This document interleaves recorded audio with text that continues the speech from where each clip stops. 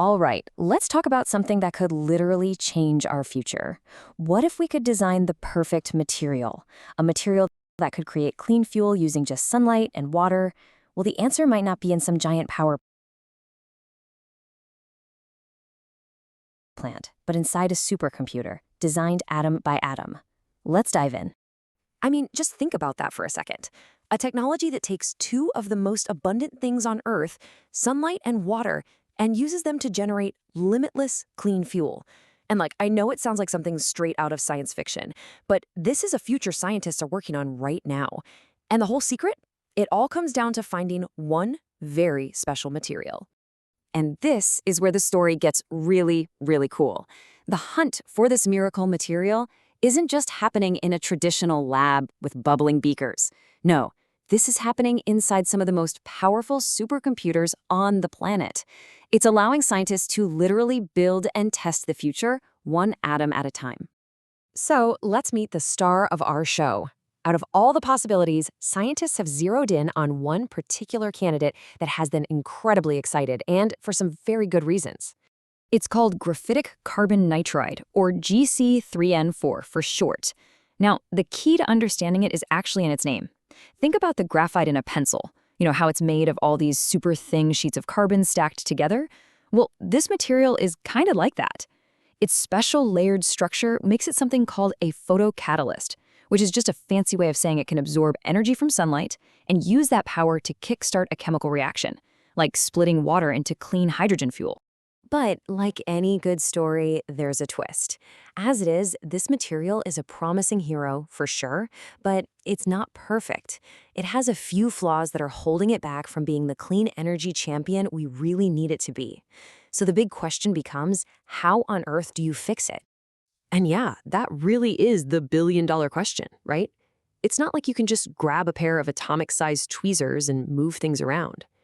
To make this material better, you have to understand exactly how its electrons are behaving, how its atoms are arranged. You basically need a way to see the unseeable. And that is where those supercomputers make their grand entrance. To solve this puzzle, scientists have this incredibly powerful tool. It's essentially a virtual laboratory where they can build, test, and perfect materials on a screen before they ever try to make them in the real world. The tool is called density functional theory, or DFT, and honestly, the best way to wrap your head around it is to think of it as an atomic flight simulator. Seriously, just like a pilot can test fly a brand new jet design in a simulation to see how it performs, scientists use DFT to predict exactly how our material will behave. It is their virtual microscope for the atomic world. But here's the thing. DFT isn't just one magic button you press. It's more like a professional photographer's camera bag, you know? It's full of different lenses for different jobs. And choosing the right lens, the right computational method, is absolutely crucial if you want to get a sharp, accurate picture. So scientists are always facing this classic trade-off: speed versus accuracy. You've got some methods that are really fast, and they'll give you a pretty good general idea of the material structure, but to see the really important stuff, the electronic properties that make this thing actually work, you need the slower, much more expensive methods that give you absolute pinpoint accuracy. Okay, so let's peek inside that virtual toolkit. Think of these different methods like camera lenses. You might start with a method like PBE. It's your standard, everyday lens. Fast, gives you a quick snapshot, but it's got a big blind spot. For the really critical details, you have to switch to a much more powerful lens, like HSE-06. It's slower, yeah, but it gets the picture right. And then you even have specialized lenses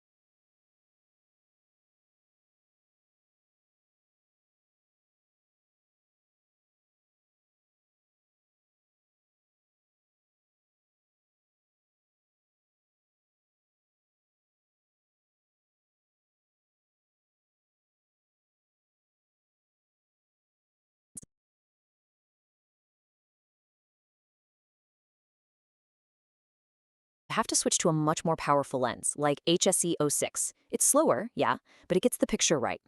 And then you even have specialized lenses, like DFT-3, which are perfect for zooming in on other specific details, like the exact spacing between those layers. And this chart right here, this shows you exactly why picking the right tool is a total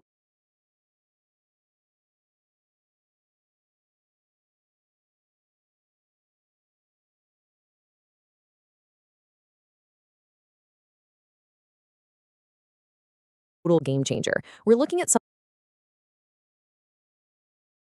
band gap. Just think of it as the price of an energy ticket an electron needs to buy to absorb sunlight and get to work. Look what happens. The fast PBE method gets it wrong. It predicts the ticket price of about 2.1, but the super accurate HSC06 method, it predicts 2.7. And what do we see in real-world experiments? 2.7. It's a perfect match. Getting this number right is everything. So, once scientists know they have the right tools, the ones that match reality, well, that's when they can go from just understanding the material to actively redesigning it. They can now create a reliable blueprint for a newer, better, superpowered version. And the process they follow is just so smart and logical.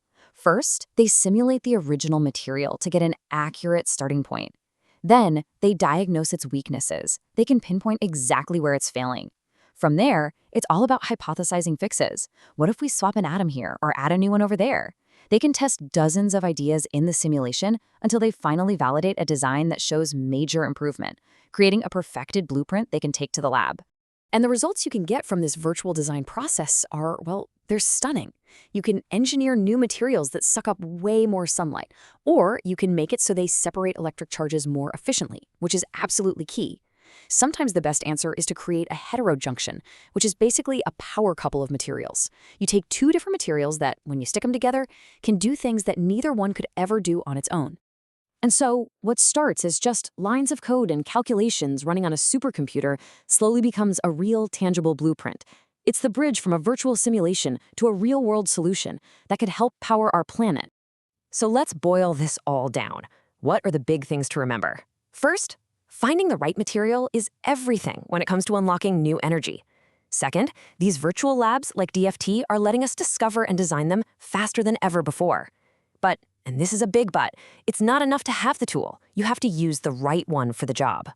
And finally, by combining materials in these clever ways, we can create material super teams that completely redefine what's possible.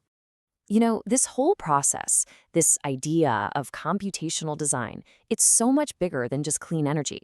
It's being used to invent better batteries, design new medicines, create stronger and lighter materials for planes and spacecraft, which kind of leaves you with one final incredible thought.